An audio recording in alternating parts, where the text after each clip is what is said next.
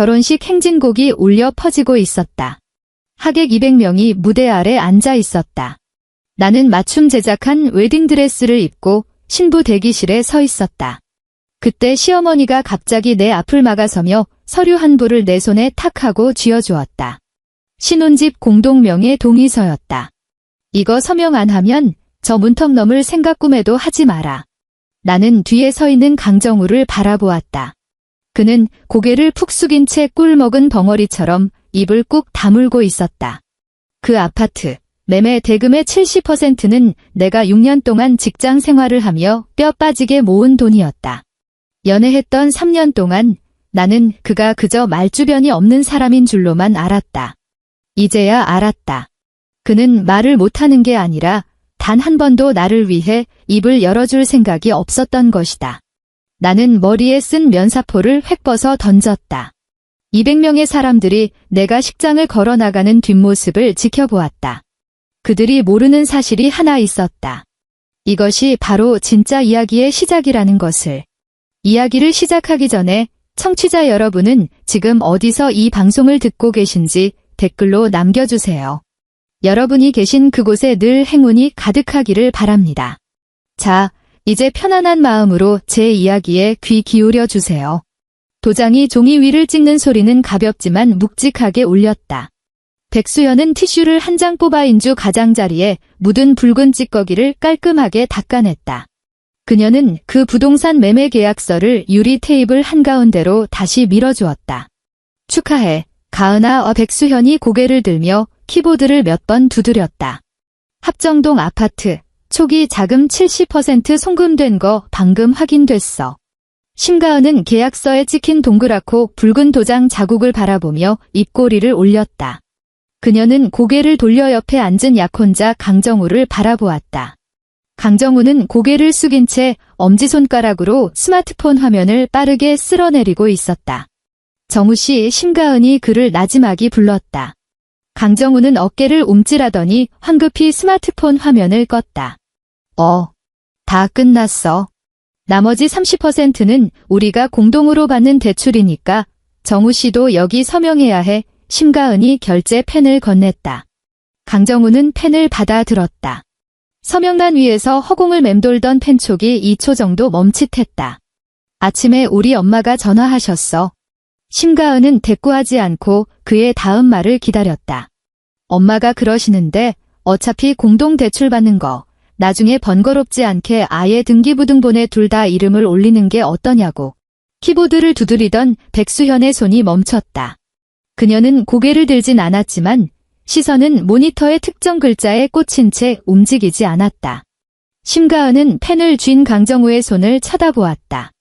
손가락 관절이 힘이 들어가 하얗게 질려 있었다. 나 6년 동안 일해서 이 초기 자금 70% 모았어.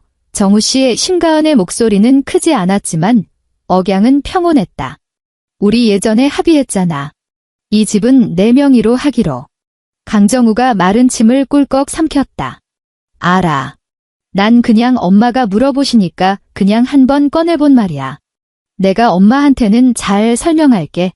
그는 서류에 빠르게 이름을 휘갈겨 썼다. 마지막 회기 몹시 어지러웠다. 3주 뒤 이 합정동 아파트.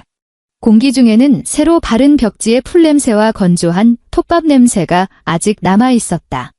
심가은은 주방 아일랜드 식탁 앞에 서서 물기 있는 행주로 대리석 상판을 닫고 있었다. 디지털 도어록에서 연속적인 전자음이 울렸다. 네 자리 숫자, 잠시 정적, 이어서 띠리릭하며 잠금 장치가 풀리는 소리가 났다. 행주를 쥐고 있던 심가은의 손이 허공에 멈췄다. 이 집의 비밀번호는 그녀 자신을 제외하면 강정우밖에 몰랐다. 문이 열렸다. 예비 시어머니 나영숙이 들어왔다. 그녀는 신고 있던 검은색 가죽 단화를 벗지도 않은 채 왁스칠을 새로 한 거실의 밝은색 원목 마루 위로 성큼성큼 걸어 들어왔다.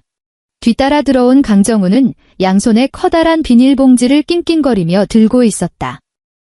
현관이 뭐 이리 좁니와 나영숙이 집 안을 휙 둘러보더니 맞춤 제작한 신발장에 시선을 고정했다. 들어오는 재물운을 다 막아버리게 생겼네. 심가은은 행주를 내려놓고 다가갔다. 어머니, 오셨어요. 비밀번호는 또 왜 이리 길게 해놨니? 정우한테 3번이나 묻고서야 겨우 외웠다. 나영숙은 며느리를 쳐다보지도 않고 현관을 지나쳐 주방 아일랜드 식탁 쪽으로 직진했다. 그러고는 수납장 문 가장자리를 손으로 쓱 훑었다. 그리고 이 색깔은 뭐니? 쥐색이야. 물풀의 나무 소재의 연그레이 색상입니다. 어머니. 장례식장도 아니고 색이 왜 이리 칙칙해. 젊은 애들이면 좀 화사한 걸 써야지. 당장 내일 시공업체에 전화해서 싹 다 하얀색으로 바꿔라. 우리 정우가 어릴 때부터 흰색을 얼마나 좋아했는데. 심가은이 강정우를 쳐다보았다. 그는 현관 바닥에 쭈그리고 앉아 비닐봉지에 꽉 묶인 매듭을 푸는 데만 온 정신을 쏟고 있었다. 어머니, 목공공사는 이미 다 끝났고 잔금도 다 치렀어요. 심가은은 최대한 공손한 말투를 유지하려 애썼지만 발음은 또박또박했다. 이제 와서 다 뜯어내고 다시 할 수는 없습니다. 나영숙이 획 돌아서서 심가은의 머리끝부터 발끝까지 훑어보았다. 돈을 썼으면 제대로 된 걸 해놔야지. 이렇게 죽상 같은 색을 해놓으면 우리 아들 앞길이 꽉 막힌다. 나영숙이 혀를 찢 차며 말했다. 소파는 샀니? 패브릭 소재로 된 걸로 예약해뒀어요. 다음 주에 배송될 거예요. 취소해라. 패브릭은 먼지만 탑 백화점에 가보니까 짙은 갈색 가죽 소파 좋은 거 있던데 내가 이따 사진 보내줄 테니까 그걸로 사. 심가은은 깊은 숨을 들이마셨다. 어머니, 거실 세로 폭이 좁아서 그렇게 크고 어두운 가죽 소파는 들어가지 않아요? 패브릭이 크기나 분위기 면에서 훨씬 취소해. 나영숙이 그녀의 말을 단칼에 잘랐다. 타협의 여지라곤 1%도 없는 짤막한 통보였다. 그녀는 바닥 쪽으로 고개를 돌렸다. 정우야, 그 김치 냉장고에 넣어라. 얜 멀쩡한 밀폐 용기 하나 안 사뒀니? 강정우가 마침내 자리에서 일어났다. 그는 묵직한 비닐봉지를 들고 주방으로 걸어오며 심가은과 시선을 마주치지 않았다. 엄마, 사실 창문으로 빛도 잘 들어오고 해서 회색도 나름 괜찮아 보여. 나영숙이 아들의 옆얼굴을 노려보았다. 이 집 너 혼자 사니? 강정우는 입을 꾹 다물었다. 그는 냉장고 문을 열고 비닐봉지를 우겨 넣으며 심가은에게는 등만 보였다. 심가은은 그 뒷모습을 가만히 응시했다. 손에 쥐고 있던 행주가 이미 차갑게 식어 있었다. 2주 뒤 주말. 나영숙이 사는 수원시의 오래된 아파트. 낮은 나무 밥상 위에는 시금치 무침, 깍두기, 갈치조림 같은 밑반찬 몇 가지가 놓여 있었다. 심가은은 다리를 가지런히 모으고 바닥 방석 위에 앉아 있었다.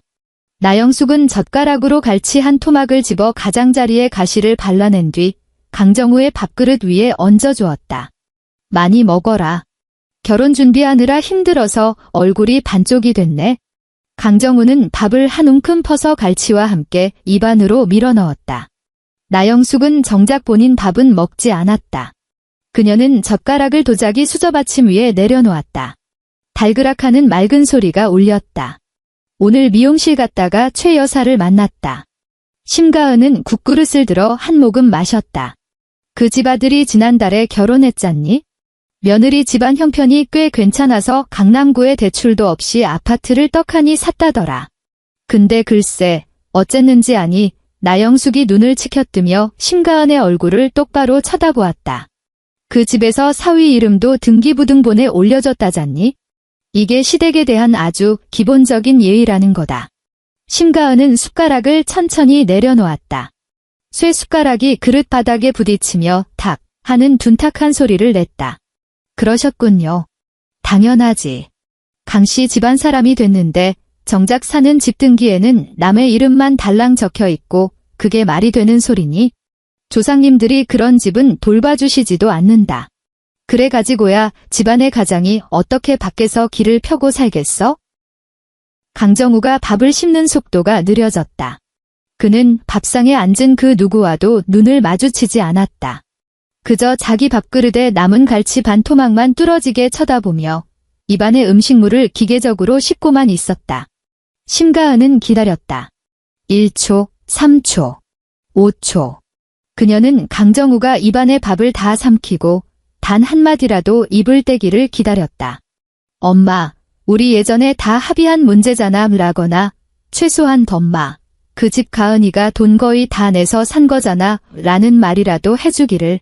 질겅질겅 씹는 소리만 계속 이어졌다. 심가은은 쉼없이 움직이는 그의 턱선을 바라보았다. 숨이 턱턱 막히는 그 지독한 침묵이 차가운 물처럼 밥상 위로 번져나갔다. 그녀는 손을 뻗어 자기 물컵을 집어들었다. 물은 이미 차갑게 식어 있었다. 그녀는 물을 크게 한 모금 마셨다. 오늘 찌개간이 아주 잘 배었네요. 어머니 심가은이 맞은편에 앉은 나영숙을 보며 말했다. 나영숙의 두 눈이 가늘어졌다. 그녀는 다시 젓가락을 집어들었다. 내가 끓인 거 아니다. 골목 어귀 반찬 가게에서 사온 거다. 결혼식 한 달 전. 심가은은 합정동 아파트 거실 카페트 위에 앉아 있었다. 그녀 앞에는 금박 테두리가 둘러진 청첩장 뭉치가 두껍게 쌓여 있었다. 하객 명단을 대조하는 중이었다. 거실 테이블 위에 놓인 스마트폰이 징징 울렸다. 화면에 정우라는 이름이 떴다. 여보세요. 가은아, 너 어디야? 강정우의 목소리는 몹시 낮게 깔려 있었고 묘하게 울리는 게 화장실이나 복도 계단에서 몰래 거는 것 같았다. 집이지. 청첩장 명단 확인하고 있어? 정우 씨 2시간 전에 와서 돕겠다고 했잖아. 알아. 아는데 나 지금 우리 엄마 집에 있거든. 엄마가 너 지금 당장 좀 오라신다. 지금. 밤 8시 반이 넘었는데? 일단 좀 와주라. 부탁할게. 전화는 일방적으로 끊어졌다. 40분 뒤 심가은은 나영숙네 집거실 소파에 앉아 있었다. 텔레비전은 꺼져 있었고 집안은 벽시계 초침 소리가 들릴 만큼 적막했다. 나영숙이 거실 테이블 밑에서 번쩍이는 금박 십자가가 인쇄된 3단 홍보물을 꺼내 심가은 앞으로 쑥 밀었다. 심가은이 고개를 숙여 그것을 보았다. 그들이 예약했던 호텔 예식장 팸플릿이 아니었다. 표지에는 근혜소망교회 예식홀이라고 적혀 있었다. 예식장 바꿨다, 나영숙이 말했다. 심가은은 그 십자가 마크를 뚫어지게 쳐다보았다. 어머니, 저희 반년 전부터 플라자 호텔로 다 예약해뒀어요. 예약금도 300만 원이나 걸어놨고요. 그 300만 원 내가 물어주마. 내일 당장 전화해서 호텔 취소해라. 종이 청첩장도 이미 다 찍었고 모바일 청첩장도 우리 건축사 사무소 사람들한테 싹 다 돌렸어요. 다들 예식장이 호텔인 줄 안단 말이에요. 정정 문자 하나 쫙 돌리면 되지. 그게 뭐 대수라고 나영숙이 소파 등받이에 푹 기대며 말했다. 그 호텔 자리가 터가 안 좋아. 정문 방향이 올해 우리 정우 사주랑 상극이라잖니. 김 목사님이 직접 보신 거다. 심가은이 고개를 돌려 강정우를 쳐다보았다. 그는 1인용 소파 끝자락에 걸터 앉아 두 손을 무릎 위에 올린 채 연신 손바닥만 비벼대고 있었다. 정우 씨, 예식장 알아볼 때 나랑 같이 갔잖아. 지난주에 포토 테이블 생화 장식까지 다 확정지었으면서. 강정우가 헛기침을 했다. 그는 테이블 위에 홍보물을 힐끗 보더니 이내 시선을 피했다. 사실 교회도 나쁘지 않아, 가은아. 엄마가 목사님이랑 워낙 친하셔서 목사님이 직접 주례도 봐주신다니까 의미도 있고. 심가은은 뒷목 근육이 뻣뻣하게 굳어가는 것을 느꼈다. 저희 친정 쪽 친척들 절반 이상이 지방에서 서울로 올라오셔야 해요. 그녀는 억지로 호흡을 가다듬으며 말했다. 호텔은 지하철역 바로 앞이라 교통이 편하지만 이 교회는 성북동 산중턱에 있는데 어르신들이 거길 어떻게 올라오셔요? 산 밑에 대형 버스 2대 대절해서 실어 나르면 되지. 나영숙이 속사포처럼 쏘아붙였다. 내가 이미 교회 쪽에 날짜까지 다 박아놨다. 다음 달 15일. 오후 2시. 15일이요. 심가은의 목소리가 결국 참지 못하고 한 톤 높아졌다. 저희 결혼식은 22일이잖아요. 22일은 손 없는 날이 아니야. 15일이 길일이다. 나영숙이 자리에서 일어나 바지 주름을 탁탁 털었다. 그렇게 정했으니까 더는 토 달지 마라. 그녀는 뒤돌아 안방으로 들어가더니 쾅 하고 문을 닫아버렸다. 심가은은 소파에 앉아 테이블 위에 놓인 십자가 홍보물만 내려다보았다. 강정우가 손바닥 비비기를 멈췄다. 그가 팔을 뻗어 심가은의 무릎을 조심스레 톡톡 건드렸다. 어차피 형식적으로 하는 행사잖아, 가은아. 그냥 이번 한 번만 엄마 뜻대로 맞춰주자. 어차피 결혼식 끝나면 우리 둘이서만 사는 건데 뭐. 심가은은 고개를 숙여 자기 무릎 위에 얹힌 그 손을 보았다. 그러고는 고개를 들어 강정우의 얼굴을 쳐다보았다. 그의 표정에는 마치 자기가 피해자라도 되는 양 지친 기색이 역력했다. 이 숨막히는 줄다리기 속에서 홀로 힘겹게 버티고 있는 사람은 자신이라는 듯이. 심가은은 자리에서 일어났다. 그녀의 무릎 위에 놓여있던 그의 손이 스르륵 미끄러져 떨어졌다. 내일 호텔에 취소 전화할게. 결혼식 2주 전. 합정동 아파트 침실 유리창 위로 굵은 빗방울이 요란하게 부딪히고 있었다. 강정우는 심가은을 등지고 큰 침대에 누워 이미 묵직한 코골이 소리를 내며 깊은 잠에 빠져 있었다. 심가은은 천장을 바라보며 똑바로 누워 있었다. 200명이나 되는 하객들에게 식장 변경을 알리고 시내 호텔에서 산중턱 교회까지 오는 셔틀버스 동선을 새로 짜느라 꼬박 사흘밤을 새운 터였다. 강정우 쪽 협탁 위에서 갑자기 환한 불빛이 번쩍였다. 이어서 짧은 진동 소리가 울렸다. 어두운 침실 안에서 밝게 빛나는 네모난 스마트폰 화면은 유난히 눈에 거슬렸다. 심가은은 눈을 질끈 감고 애써 무시하려 했다. 징! 하고 진동 소리가 다시 울렸다. 조용한 비 오는 밤이라 그 소리는 더 날카롭게 파고들었다. 심가은은 한숨을 쉬며 상체를 일으켰다. 강정우가 깰까 봐 그의 몸 너머로 손을 뻗어 스마트폰을 뒤집어 놓으려 했다. 그녀의 손끝이 차가운 금속 케이스에 닿는 순간 화면 중앙에 떠있는 알림창이 눈에 들어왔다. 카카오톡 메시지였다. 발신인은 전마. 미리 보기 화면에는 딱 한 줄이 떠 있었다. 진명의 건 그 애한테 말 꺼냈니? 심가은의 손이 허공에 멈췄다. 그녀의 엄지손가락이 화면 위를 맴돌았다. 그녀는 강정우의 잠금 해제 패턴을 알고 있었다. 왼쪽 위에서부터 거꾸로 된 니은 자를 그리는 모양. 그는 그녀 앞에서 스마트폰을 숨긴 적이 없었다. 엄지손가락이 화면에 닿았다. 스와이프. 잠금이 풀렸다. 대화창이 바로 열렸다. 엄마, 진명의 건 그 애한테 말 꺼냈니? 엄마, 내가 누누이 말했지. 이 일은 절대 질질 끌면 안 된다고. 심가은이 엄지손가락으로 화면을 위로 쓱 올렸다. 카카오톡의 노란 말풍선들이 눈에 들어왔다.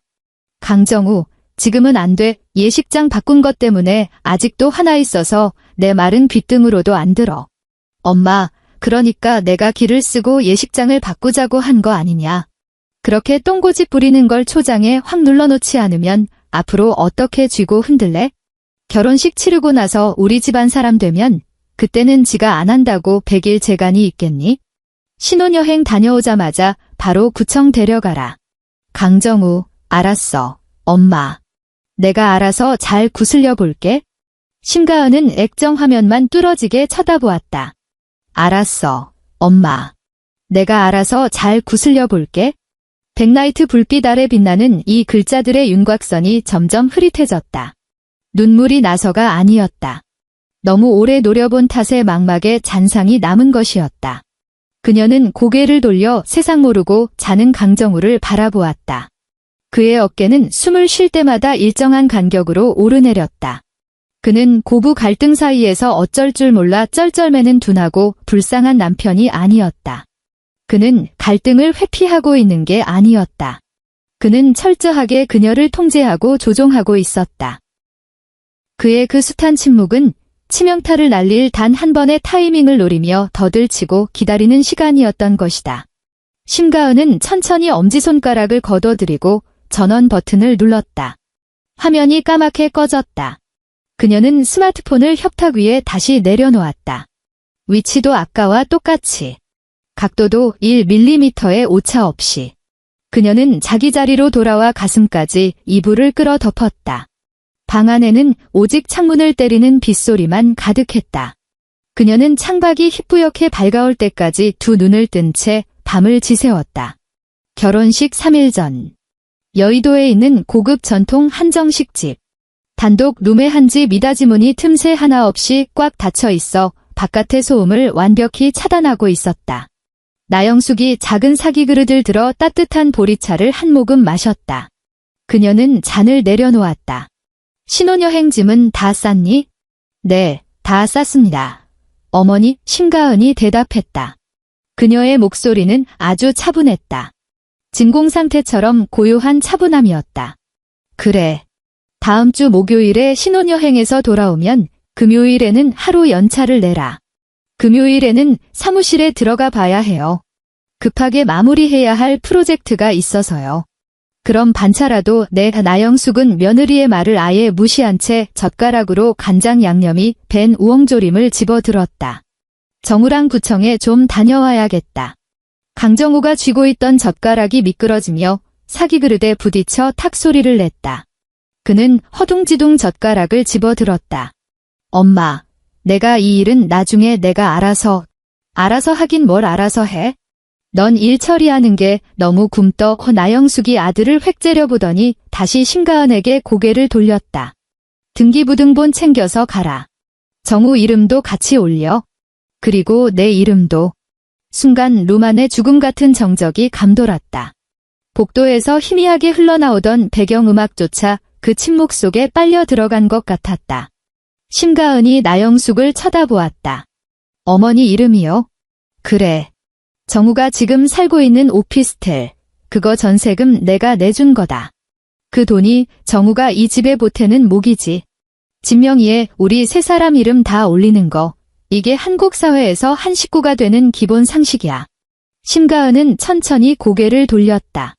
그녀는 옆에 앉은 강정우를 보았다. 그는 나무 테이블의 나뭇결만 죽어라 쳐다보고 있었다. 그의 얼굴은 핏기 하나 없이 하얗게 질려 있었다. 그는 처음부터 끝까지 눈꺼풀 한 번 들어 올리지 않고 그녀를 외면했다. 심가은의 머릿속에 비 오는 밤 스마트폰 화면에서 보았던 노란색 말풍선이 떠올랐다.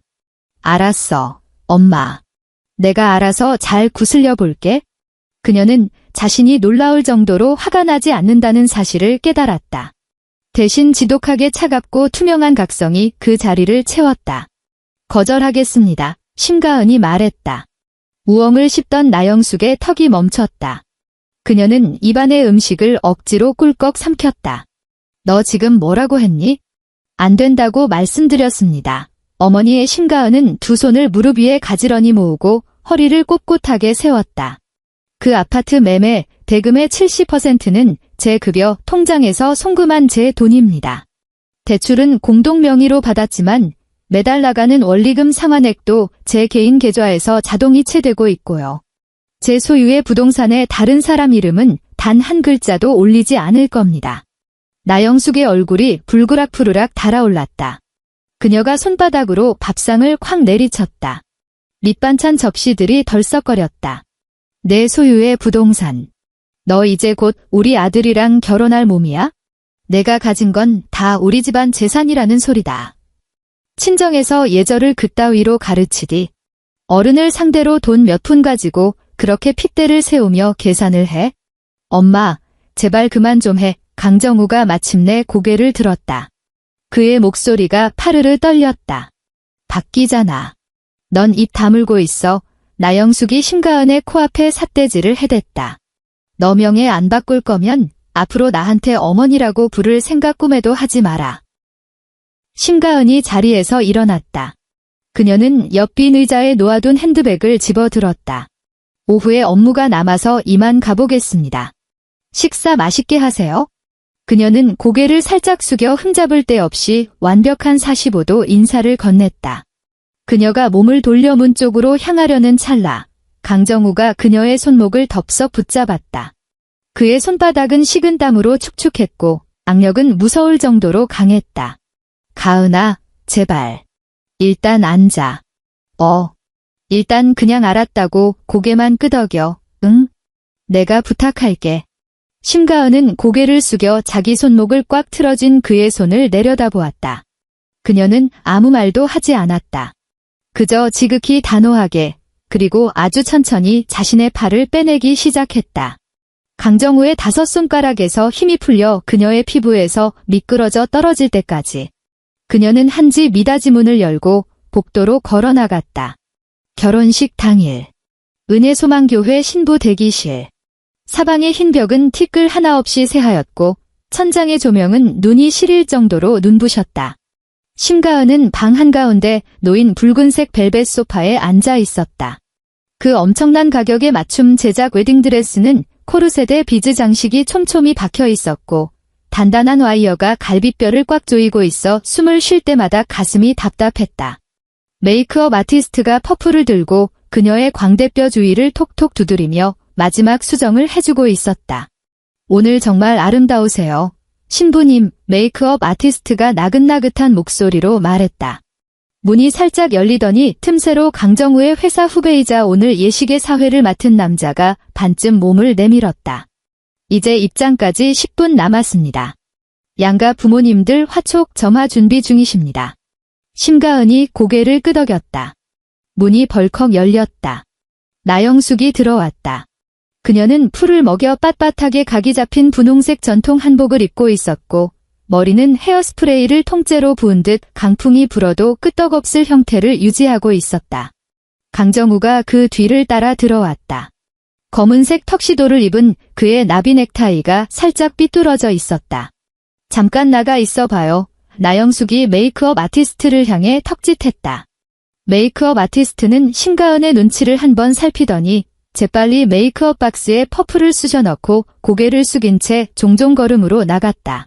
무거운 나무 문이 닫혔다. 잠금 장치가 철컥하고 맞물리는 소리가 텅 빈 하얀 방 안에서 묘한 메아리를 만들어냈다. 나영숙은 큐빅이 박힌 클러치백을 열었다. 그녀는 그 안에서 반으로 접힌 누런 서류 봉투 하나를 꺼냈다. 그녀는 심가은 앞으로 성큼성큼 다가가 봉투를 테이블 위에 툭 던졌다. 열어봐라. 심가은은 미동도 하지 않았다. 그녀는 봉투만 가만히 내려다보았다. 이게 뭡니까, 어머니? 부동산 공동명의 동의서. 나영숙이 클러치백에서 검은색 수성펜을 꺼내 봉투 옆에 탁 소리 나게 내려놓았다. 서명해. 심가은이 눈을 들어 시어머니를 보았다. 예식 시작까지 10분 남았습니다. 그러니까 당장 서명하라는 소리다. 내가 이거 안 쓰면 밖에 있는 하객 200명은 그냥 주야장천 기다리게 될 거다. 예식은 시작 안에 나영숙의 목소리는 일기예보를 읽듯 무미건조했다. 그녀는 마지막 히든카드를 빼든 것이다. 그녀의 머릿속 계산으로는 딩드레스를 입고 풀메이크업까지 마친 여자, 맨 앞줄에 친정아버지가 앉아 기다리고 있는 딸이라면 이 타이밍에 절대 판을 엎지 못할 거라는 확신이 있었다. 심가은은 천천히, 아주 천천히 시선을 옮겨 강정우를 바라보았다. 그는 문가에 바짝 붙어 서 있었다. 턱시도 바지 주머니에 두 손을 푹 찔러 넣은 채로. 정우씨. 심가은이 그의 이름을 불렀다. 새하얀 대기실 안에서 그녀의 목소리는 텅 빈 동굴처럼 공허하게 울렸다. 강정우는 그녀의 눈을 똑바로 쳐다보지 못했다. 그의 시선은 바닥의 카페트, 한복 치맛자락, 붉은 벨벳 소파 가장자리를 불안하게 맴돌았다. 그냥 강정우가 헛기침을 하더니 목구멍에 벌레라도 걸린 듯 기어들어가는 목소리로 말했다. 일단 서명부터 해, 가은아. 다른 건 나중에 다시 얘기하고. 일단 오늘은 식부터 무사히 끝내자. 일단 서명부터 해. 심가은은 그를 빤히 응시했다. 지난 3년 동안 그녀는 그의 침묵이 그저 성격이 온순하고 말주변이 없어서 고부 사이에서 어찌할 바를 몰라 쩔쩔매는 탓이라고만 믿어왔다. 하지만 지금 이 순간 예식 10분 전에 제 어미가 약혼녀의 목숨줄을 쥐고 흔들게 내버려 둔 채 문가에 찌질하게 숨어있는 저 남자를 보며 그녀는 모든 것을 명확히 깨달았다. 그는 단 한 번도 중간에 끼어 곤란했던 적이 없었다. 그는 철저하게 자기 어머니의 등 뒤에 숨어 있었을 뿐이다. 자신이 직접 뺏어올 용기가 없는 이익을 어머니의 드센 위세를 빌려 교묘하게 착취하고 있었던 것이다. 물이 드디어 끓어올랐다. 심가은은 두 손을 들어 올리더니 뒤통수로 가져갔다. 너 지금 뭐 하는 짓이냐? 나영숙이 호통을 쳤다. 심가은은 올림머리를 고정하고 있던 금속 헤어핀을 더듬어 찾았다. 그녀는 핀을 억센 힘으로 잡아 뜯었다. 검은색 실핀 몇 개가 툭툭 튕겨나갔다. 스프레이로 고정했던 웨이브 머리 한 줌이 스르륵 풀려 하얀 목덜미 위로 흘러내렸다. 그녀는 머리에 겹겹이 고정되어 있던 3m짜리 순백의 면사포를 완전히 뜯어내 버렸다. 가은아, 강정우가 눈을 희번덕거리며 앞으로 튀어나갔다. 너 미쳤어. 심가은은 면사포를 붉은 벨벳 소파 위로 휙 던져버렸다. 구름 같던 얇은 망사는 형태를 잃고 볼품없는 흰 천조가리가 되어 푹 주저앉았다. 그녀가 자리에서 일어났다. 수십 겹의 웨딩드레스 치맛자락이 바닥에 끌리며 거친 마찰음을 냈다. 이 결혼 안 합니다. 이 그녀가 강정우를 똑바로 쳐다보며 말했다. 나영숙이 그녀 앞을 턱 가로막았다. 내가 미치고 팔짝 뛰었구나. 밖에는 하객들이 꽉 찼어. 내 애비가 맨 앞줄에 앉아있다고. 고작 종이장 하나 때문에 내 친정 식구들 얼굴에 똥칠을 할 작정이냐? 저희 친정 식구들 체면은 그쪽이 신경 쓰실 일 아닙니다. 심가은은 나영숙의 두 눈을 똑바로 응시하며 또박또박 뱉어냈다. 집은 제 겁니다. 아들 데리고 내 집에서 당장 꺼지세요. 그녀는 테이블을 비켜 문 쪽으로 성큼성큼 걸어갔다. 강정우가 달려들어 그녀의 팔뚝을 덥석 붙잡았다. 가은아, 잠깐만, 내 말 좀 들어봐. 심가은이 남은 손을 번쩍 치켜들어 그의 손등을 매몰차게 내리쳤다. 짝 하는 날카로운 소리가 대기실을 울렸다. 맞은 손이 얼얼해진 강정우가 움찔하며 손을 뗐다. 심가은은 문고리를 잡았다. 밖에서 문을 두드리려 손을 들고 있던 사회자는 갑자기 안에서 문이 벌컥 열리자 소스라치게 놀랐다. 심가은은 그를 본 채 만체하며 거대한 드레스 치맛자락을 부여잡고 그의 곁을 휑하니 지나쳐갔다. 그녀는 결혼 행진곡이 울려 퍼지는 본식장 쪽으로 가지 않았다. 왼쪽으로 꺾어 교회 로비의 측면 출입구 쪽을 향해 걸었다. 뾰족한 하이힐이 대리석 바닥을 찍으며 까각, 까각, 날카롭고 흔들림 없는 소리를 냈다. 무거운 웨딩드레스 자락이 돌바닥을 휩쓸며 사샤샥, 건조한 소리를 냈다. 두꺼운 양계형 나무문 너머로 200명이 넘는 하객들이 수군거리는 웅성거림이 희미하게 새어나왔다. 심가은은 바깥 도로와 연결된 통유리 문 앞에 섰다. 그녀는 손을 들어 묵직한 금속 손잡이 발을 꾹 눌렀다. 철컥, 잠금이 풀리는 소리와 함께 문틈 사이로 10월의 차가운 바깥 공기가 밀려 들어왔다. 유리문 밖에 매서운 바람이 순식간에 심가은의 목덜미를 파고들었다. 10월의 서울, 바람에는 이미 뼈를 스미는 한기가 묻어 있었다. 그녀는 그 치렁치렁한 맞춤 웨딩드레스를 움켜쥐고 교회 앞 돌계단을 내려갔다. 얇은 하이힐이 아스팔트 바닥에 부딪히며 딱, 딱, 청명한 소리를 냈다. 때마침 빈 주황색 택시 한 대가 언덕길 밑에 정차해 있었다. 심가은은 뒷좌석 문을 열고 몸을 실었다. 수십 겹의 하얀 천 뭉텅이를 비좁은 차 안으로 억지로 쑤셔 넣었다. 택시기사가 룸미러로 그녀를 힐끗 쳐다보며 두 눈을 동그랗게 떴지만 아무것도 묻지 않았다. 합정동이요. 심가은이 창밖을 바라보며 말했다. 택시는 미끄러지듯 도로 위로 합류했다. 심가은은 인조 가죽 시트에 몸을 기댔다. 차 안에는 싸구려 차량용 방향제와 찌든 담배 냄새가 섞인 묘한 냄새가 맴돌았다. 그녀는 쏜살같이 스쳐가는 창밖의 풍경을 응시했다. 한강 수면 위로 차가운 가을 햇살이 부서지고 있었다. 그녀는 울지 않았다. 눈시울은 뻑뻑했고 심장박동은 소름 돋을 정도로 차분했다. 지난 3년 동안 가슴을 짓누르던 묵직한 통증은 아까 면사포를 찢어발기듯 벗어 던지던 그 순간 완벽한 각성 상태로 치환되어 버렸다. 택시가 합정동 아파트 단지 앞에 멈춰섰다. 심가은은 스마트폰으로 요금을 결제했다. 그녀는 엘리베이터에 타서 층수 버튼을 눌렀다. 스테인리스 문에 지금 그녀의 몰골이 비쳤다. 머리카락은 산발이었고 아까 거칠게 핀을 뽑아낸 탓에 메이크업도 미세하게 번져 있었지만 꼿꼿하게 선 등허리만큼은 흔들림이 없었다. 현관문 앞에 섰다.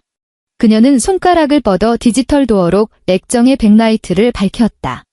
네 자리 숫자를 꾹꾹 눌렀다. 강정우의 생일. 띠리릭. 잠금이 풀렸다. 심가은은 문을 밀고 현관으로 들어섰다. 신발도 벗지 않고 거실 수납장 쪽으로 성큼성큼 걸어가 서랍을 열어젖히고 도어록 설명서를 찾아냈다. 그녀는 다시 문가로 돌아가 설명서에 적힌 순서대로 내부 패널의 설정 버튼을 꾹 눌렀다. 삑 하는 알림음이 울렸다. 그녀는 완전히 새로운 6자리 숫자를 입력했다. 그녀의 어머니 기일이었다. 마지막으로 별표 버튼을 눌러 확인했다. 도어록에서 경쾌한 전자음이 길게 울리며 과거의 기억이 완벽하게 삭제되었음을 알렸다. 심가은은 한 걸음 물러나 굳게 닫힌 철문을 응시했다. 지금 이 1초부터 이 집안에 존재하는 살아있는 생명체는 오직 그녀 자신뿐이었다. 그녀는 등 뒤로 손을 뻗어 웨딩드레스에 숨겨진 지퍼를 주룩 내렸다. 단단하게 조이던 와이어의 압박이 순식간에 풀렸다.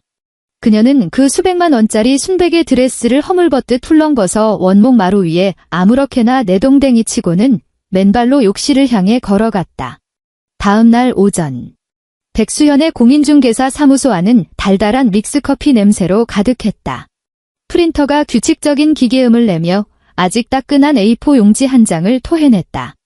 백수현은 그 종이를 집어들어 꼼꼼히 살펴본 뒤 심가은 앞으로 내밀었다. 부동산 등기부 등본. 백수현이 볼펜 끝으로 특정 항목을 톡톡 쳤다. 소유자 심가은. 단독 명의. 먼지 한 톨 없이 깨끗해.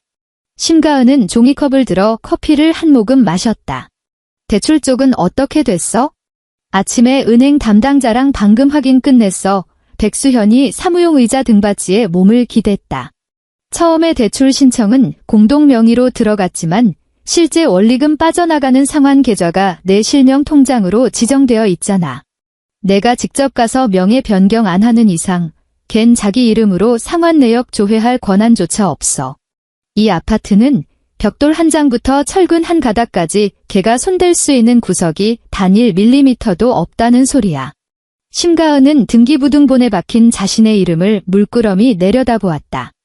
하얀 종이 위에 찍힌 까만 글씨가 묘한 안도감과 무게감을 주었다. 고마워, 수현아. 고맙긴 무슨. 그나저나 백수현이 목소리를 푹 깔았다. 어제 식장에서 그렇게 뒤엎고 나왔는데 그쪽 집구석은 아주 난리도 아니었겠네. 심가은이 핸드백에서 스마트폰을 꺼내 유리 테이블 위에 올려놓았다. 화면은 꺼져 있었지만 버튼을 눌러 액정을 켜자 알림창을 가득 메운 아이콘들이 쏟아져 나왔다. 어제 오후 2시 반부터 지금까지 강정우의 전화와 카카오톡은 단 1분도 끊긴 적이 없었다. 첫날 저녁에 온 메시지는 이랬다. 가은아, 전화 좀 받아. 너 어딨어? 엄마가 성격이 좀 불같아서 그렇지. 그래도 어떻게 친척들 다 모인 자리에서 그렇게 식장을 뛰쳐나가? 일단 만나서 얼굴 보고 얘기하자. 응? 3일 차로 접어들자. 어조는 신경질적으로 변해 있었다. 너 도어록 비밀번호 바꿨냐? 이게 무슨 미친 짓이야? 내 옷이랑 컴퓨터 아직 그 안에 다 있는데. 대체 언제까지 이럴 건데? 우리 3년 만난 거 이렇게 하루아침에 끝낼 거야? 심가은은 단 한 글자도 답장하지 않았다. 그녀는 스마트폰을 다시 가방에 집어넣고 자리에서 일어났다. 나 법무법인에 좀 다녀올게. 백수현이 눈을 깜빡였다. 변호사 만나게? 걔 고소하려고? 아니에. 심가은이 등기부등본 사본을 반으로 접어 서류 봉투에 챙겨 넣었다. 내용 증명 보내려고. 내 집에 처박힌 지 쓰레기들 당장 치우라고. 사흘 뒤. 합정동 아파트 식탁 위에는 우체국에서 날아온 등기 우편 수령 확인증이 놓여 있었다. 어제 오후 강정우의 회사로 발송된 내용 증명이었다. 법적 양식을 철저히 따른 그 서류에는 감정적인 단어라곤 단 하나도 없었다. 발신인 심가은, 수신인 강정우. 사유는 개인 물품 무단 방치에 따른 자진수거 통보. 내용은 이랬다. 본 내용 증명을 수령한 날로부터 7일 이내에 서울특별시 마포구 합정동 소재의 아파트에 남아있는 수신인의 개인 물품을 모두 수거할 것. 기한 내 미수거 시 해당 물품은 소유권 포기로 간주하여 발신인이 이미 처분할 것이며 폐기 과정에서 발생하는 모든 비용은 수신인에게 청구함. 이 내용 증명이 발송된 다음 날 오후 심가은은 건축사 사무소 제자리에 앉아 건축 입면도 수정 작업에 한창이었다. 그런데 사무실 안의 공기가 묘하게 싸늘해졌다. 대각선에 앉아있던 주니어 디자이너가 자꾸만 고개를 들어 모니터 너머로 심가은을 힐끔거렸다. 그러다 눈이 마주치기라도 하면 감전이라도 된 사람처럼 화들짝 고개를 숙였다. 탕비실 쪽에서는 웅성거리는 소리가 낮게 깔려 있었다. 심가은이 텀블러를 들고 다가가자 그 소리는 쥐죽은 듯 뚝 끊겼다. 여직원 2명이 텀블러를 양손에 쥔 채 억지로 입꼬리만 올린 어색한 미소를 지으며 황급히 빠져나갔다. 심가은은 정수기에서 물을 받아 다시 자기 자리로 돌아왔다. 자리에 앉자마자 컴퓨터 모니터 우측 하단에서 대학 동기 단체 채팅창이 미친 듯이 깜빡거렸다. 백수현이 보낸 인터넷 링크 하나. 그리고 다급한 메시지가 이어졌다. 가은아. 직장인 익명 커뮤니티 앱에 올라온 이 글 좀 빨리 봐봐. 지금 이거 회사 사람들 단톡방마다 다 퍼졌어. 심가은은 텀블러를 내려놓았다. 마우스를 쥐고 그 링크를 클릭했다. 붉은색 굵은 글씨로 강조된 게시글 제목이 눈을 찔렀다. 경악. 순백의 웨딩드레스를 입은 사기꾼, 서울 아파트 먹튀녀의 실체. 작성자 아이디는 익명이었지만 글의 분위기나 묘하게 깔보는 듯한 오만한 문체는 너무나도 익숙했다. 제 지인이 직접 겪은 실화입니다. 3년 동안 연애하면서 남자가 집안 기둥뿌리 뽑아가며 물심양면으로 결혼 준비 다 해놨습니다. 여자는 겉으로는 조신한 척, 순진한 척 다 하더니 뒤에서는 신혼집을 자기 단독 명의로 빼돌릴 궁리만 하고 있었네요. 결혼식 당일, 남자 측 어머니가 아주 상식적인 선에서 공동 명의를 제안했더니 자기 사기 행각이 들통날까봐 식장에서 그대로 주랭랑을 쳤습니다. 지금은 남자가 보탠 돈으로 산 아파트지 혼자 꿀꺽하고 심지어 남자 짐까지 집안에 가둬두고 안 돌려준다고 하네요. 형님들 조심하십시오. 요즘 여자들 아파트 한 채 뜯어내려고 무슨 연기든 다 합니다. 게시글 밑에는 벌써 수백 개의 댓글이 주렁주렁 달려 있었다. 대부분이 이 먹튀녀를 향한 원색적인 비난과 쌍욕이었고 심지어 몇몇 네티즌들은 마포구 소재의 모 건축사 사무소라며 신상 털기를 시도하는 글까지 남겨둔 상태였다. 심가은은 모니터 화면을 가만히 노려보았다. 나영숙의 반격이 시작된 것이다. 그녀는 강정우의 인맥을 동원해 이 치졸하고 역겨운 소설을 심가은의 사회적 관계망과 직장에 냅다 집어 던졌다. 나영숙의 얄팍한 사고방식으로는 여자는 무엇보다 명예 실추를 가장 두려워한다고 굳게 믿고 있었을 것이다. 회사에서 얼굴도 못 들고 다니게 만들면 제 발로 기어와서 납작 엎드릴 거라는 속셈이었다. 심가은의 마우스 휠이 아래로 스크롤되었다. 화면을 가득 채운 악플들을 하나하나 읽어내렸다. 분노가 치밀어 오르기는커녕 오히려 헛웃음이 났다. 수법이 너무 뻔하고 낡아빠졌기 때문이다. 그녀는 웹브라우저 창을 닫지 않았다. 대신 바탕화면의 폴더 하나를 새로 열었다. 그 안에는 그저께 밤 그녀가 미리 스캔해둔 증거 자료들이 가지런히 정리되어 있었다. 그녀는 새 게시글 작성 버튼을 눌렀다. 키보드 위에 올려진 손가락은 단 1초의 망설임도 없이 무서운 속도로 타자를 쳐 내려갔다. 30분 뒤 같은 커뮤니티 게시판에 새로운 글이 하나 올라왔다. 제목은 이전 글보다 훨씬 간결하고 건조했다. 먹튀 파혼녀 논란에 대한 당사자 실명 해명 및 증거자료 공개. 서론 따위는 없었다. 곧바로 본론으로 들어갔다. 위 게시글에서 언급된 당사자 심가은입니다. 불필요한 감정 소모를 줄이기 위해 저는 오직 법적 효력을 갖는 증거자료만을 첨부하여 사실관계만 밝히겠습니다. 첫째, 주택 매입 자금의 출처. 글 아래에는 개인정보를 철저히 가린, 그러나 핵심 숫자는 또렷하게 보이는 서류 스캔본 2장이 첨부되었다. 하나는 매수일란에 오직 심가은 3글자만 단독으로 적혀있는 부동산 매매 계약서였다. 다른 하나는 은행 계좌 이체 확인증. 아파트 매매, 대금의 70%에 달하는 억 단위의 금액이 심가은의 개인 통장에서 매도인의 통장으로 한치의 오차 없이 입금된 내역이었다. 둘째, 주택담보대출 원리금 상환 내역. 이어서 첨부된 것은 은행의 자동이체 내역서였다. 매월 약속된 날짜에 심가은의 급여 통장에서 똑같은 금액이 빠져나간 기록이었다.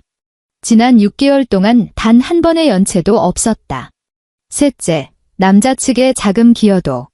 심가은은 지난 3년간 강정우가 그녀의 통장으로 이체한 모든 내역을 엑셀로 뽑아 올렸다. 붉은색 형광펜 효과로 동그라미 쳐진 항목은 딱 2개뿐이었다. 하나는 2년 전 7만 원 입금자 메모는 삼겹살 더치페이. 다른 하나는 작년 38만 원 입금자 메모는 청소기 구매. 남자 측 지인분께서 주장하시는 물심양면의 실체입니다. 매매가 10억 원짜리 아파트에 남자가 보탠 총 금액은 정확히 45만 원입니다. 넷째, 결혼식 당일의 상식적인 제안에 대하여.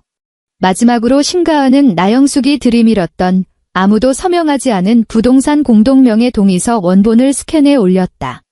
시어머니 되실 분은 본식 시작 10분을 남겨두고 신부 대기실에 들어와 제 100% 개인 자산인 아파트의 본인 아들과 본인의 이름까지 3등분하여 올릴 것을 강요했습니다. 제가 이를 거부하자 남자 측은 옆에서 침묵으로 일관했습니다. 이에 저는 단순한 결혼식이 아닌 제 재산권을 침해하려는 조직적인 압박이라 판단하여 예식을 파기한 것입니다. 첨부된 모든 자료는 어떠한 위조나 변조도 거치지 않은 원본이며 필요하다면 언제든 수사기관의 조사를 받을 용의가 있습니다. 아울러 최초 허위 게시글 작성자를 상대로 한 명예훼손 및 허위사실 유포에 대한 고소장은 이미 변호사를 통해 증거 체증을 마쳤으며 내일 오전 경찰서에 정식으로 접수될 예정입니다. 클릭. 등록 완료. 심가은은 인터넷 창을 닫아버리고 하단 작업 표시줄에 띄워둔 CAD 프로그램을 다시 열어 아무 일도 없었다는 듯 도면의 선들을 이리저리 수정하기 시작했다. 10분 뒤 사무실 안의 공기가 확연히 달라졌다. 그 숨막히던 침묵과 수군거림은 온데간데 없이 사라졌다. 대신 곳곳에서 헉 하는 거친 숨소리와 미친 듯이 키보드를 두드리는 타자 소리가 요란하게 터져나왔다. 대각선에 앉아있던 주니어 디자이너가 다시 고개를 들었다. 이번에 그녀의 눈빛에는 의심이나 회피 대신 감출 수 없는 경악과 지독한 분노가 이글거리고 있었다. 그녀는 심가은을 보며 입을 뻥긋거렸지만 차마 말을 잇지 못하고 허공을 향해 주먹을 꽉 쥐며 격하게 고개를 끄덕여 보였다. 책상 위 심가은의 스마트폰이 징 하고 울렸다. 저장되지 않은 모르는 번호로 문자 메시지가 한 통 들어와 있었다. 가은아, 나 정우야. 게시판 글 방금 봤어. 그거 내가 올린 거 절대 아니야? 우리 엄마가 호진이네 애들 시켜서 쓴 거야. 제발 글 좀 내려주라. 호진이네 부장님까지 지금 이거 뭐냐고 난리 났대. 일단 우리 얼굴 좀 보자. 응? 내가 이렇게 빌게. 오후 2시에 너희 회사 1층 카페에서 기다릴게. 너 안 나오면 나 거기서 한 발짝도 안 움직일 거야. 심가은은 모니터 하단의 시계를 힐끗 보았다. 오후 2시까지는 아직 1시간 반이 남아 있었다. 그녀는 스마트폰을 뒤집어 엎어놓고 다시 도면 쏙선들의 시선을 고정했다. 오후 2시 15분. 건축사 사무소 1층에 있는 프랜차이즈 카페. 점심시간이 훌쩍 지난 시간이라 매장 안은 한산했다. 강정우는 구석 창가 자리에 앉아 있었다. 그 앞에는 얼음이 반쯤 녹아 물방울이 맺힌 아이스 아메리카노 한 잔이 놓여 있었다. 그의 꼴은 말이 아니었다.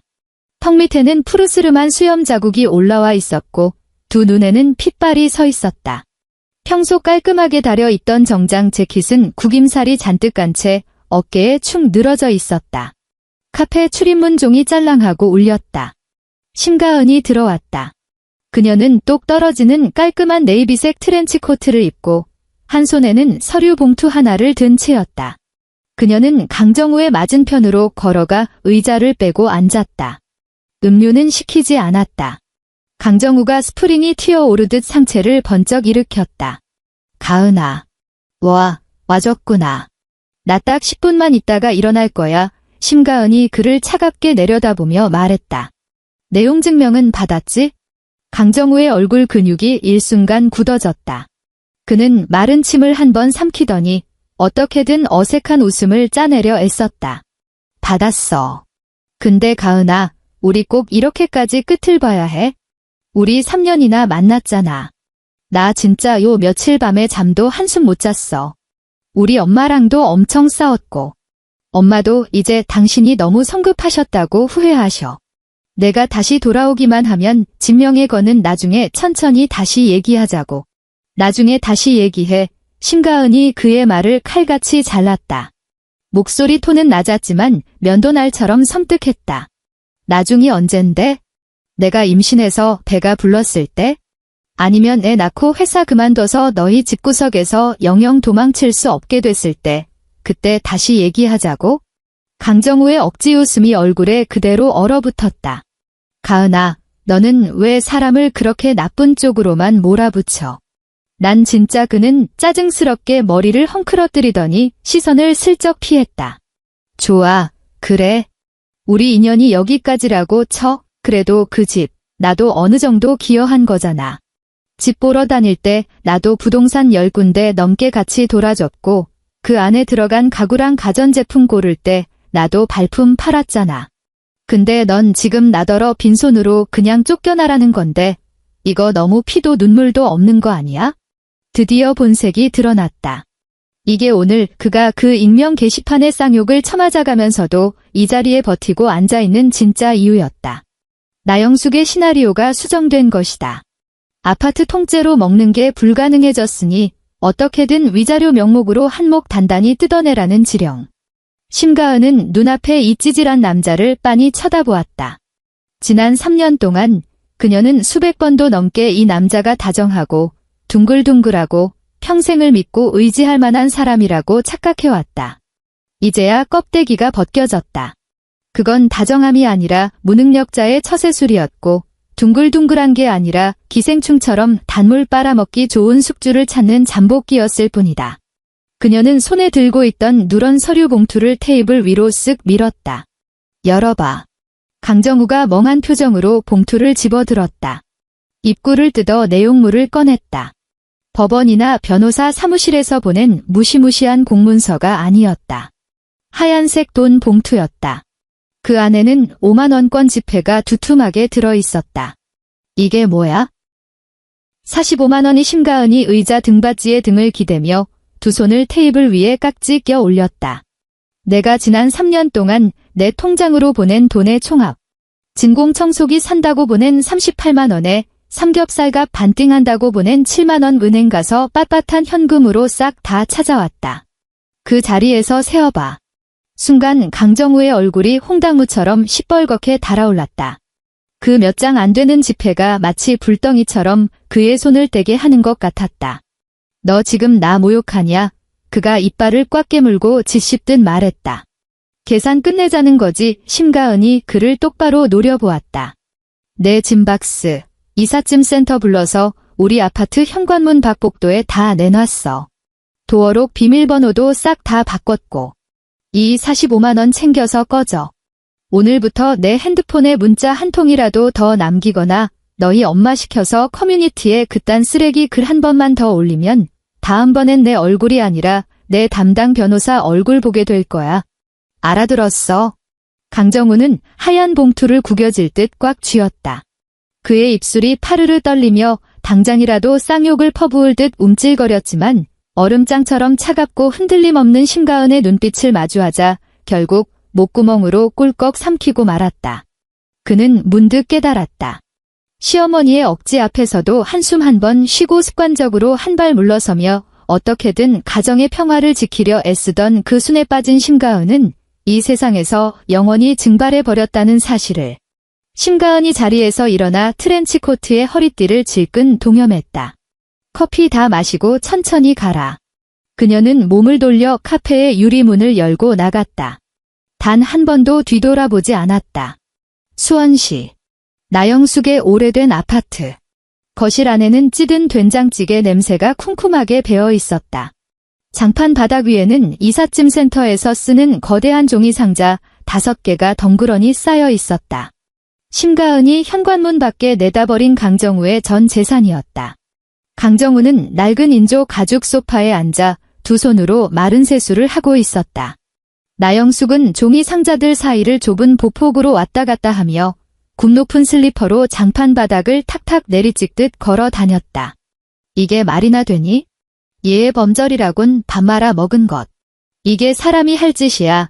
그녀가 화를 이기지 못하고 눈앞에 상자 하나를 발로 뻥 걷어찼다. 상자 안에 아무렇게나 쑤셔 박혀있던 냄비와 프라이팬들이 쨍그랑거리며 부딪혔다.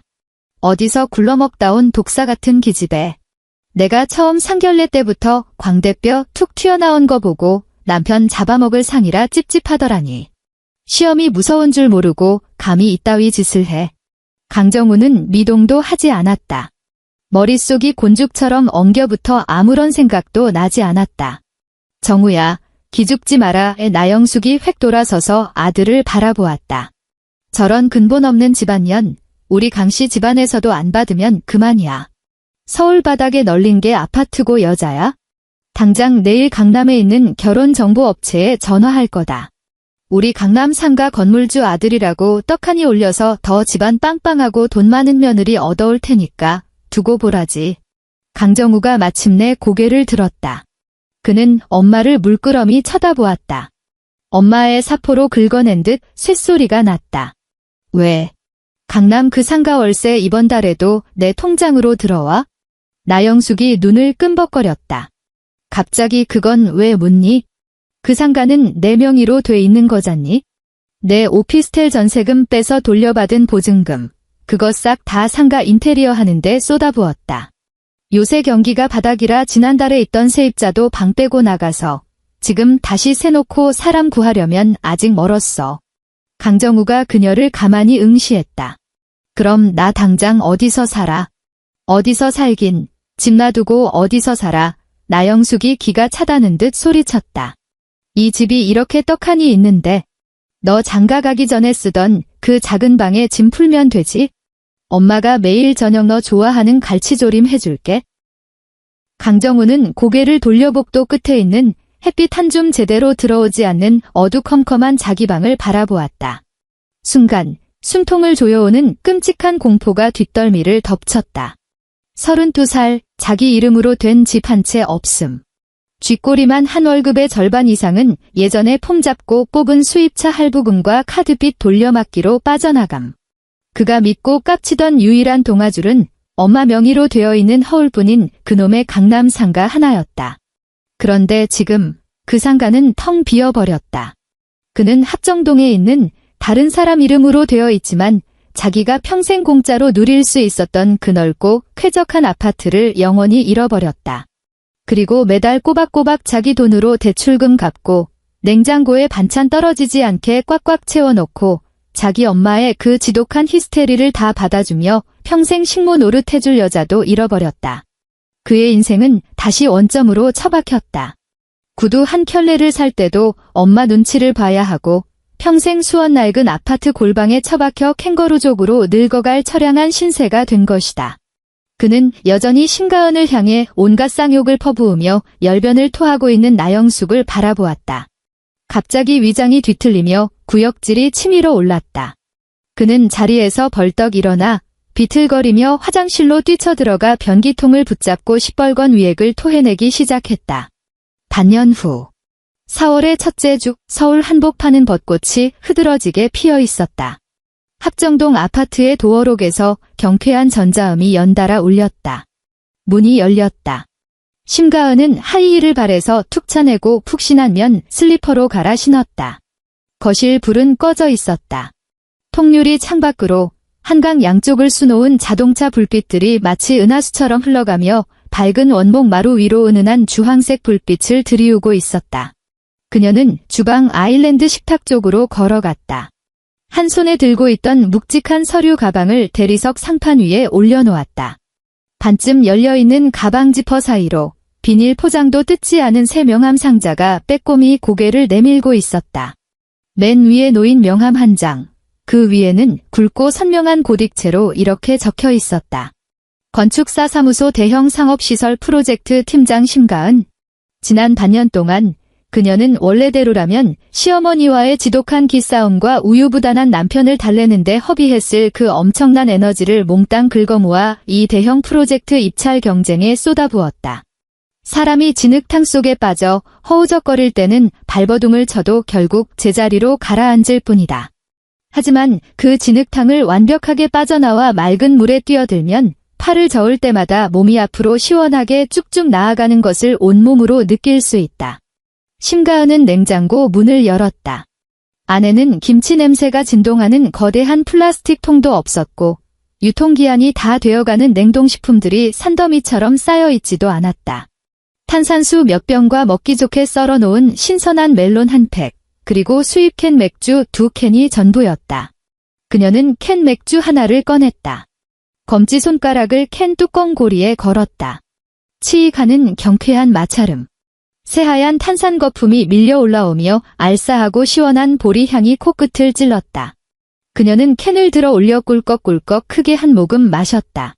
냉장고에서 갓 꺼낸 차가운 액체가 식도를 타고 위장으로 쏟아져 내리며 하루 종일 공사 현장에서 뒤집어 쓴 먼지와 피로를 한 방에 씻어내렸다.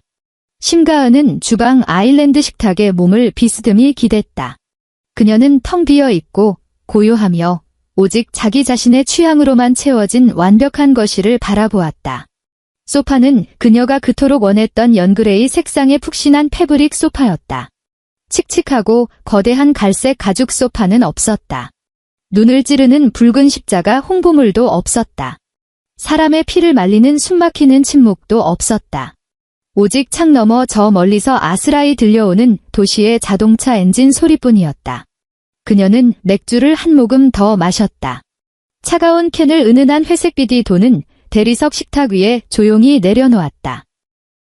캔 표면에 맺힌 물방울이 스르륵 미끄러져 내리며 대리석 상판 위에 작고 투명한 동그라미 하나를 그려내고 있었다. 엔드.